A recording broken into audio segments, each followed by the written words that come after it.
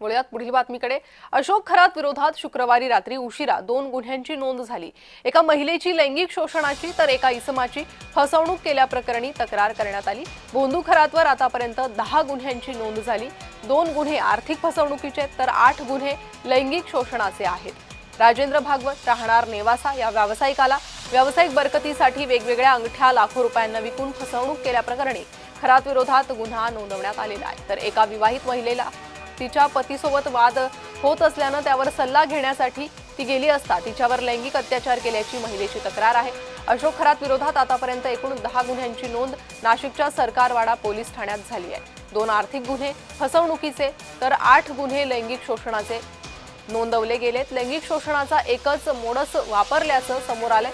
तर मी महादेवाचा अवतार असून माझ्यासोबत शरीर संबंध ठेवल्यास तुझ्यावरील संकट दूर होईल आणि त्याला नकार दिल्यास तुझ्या कुटुंबातील मुलांचा आणि नवऱ्याचा मृत्यू होईल अशी धमकी देत त्यानं पीडित महिलेचं लैंगिक शोषण केल्याची तक्रार आहे। अशोक खरात विरोधात तक्रारी आणि गुन्ह्यांचा ओघ सुरूच आहे।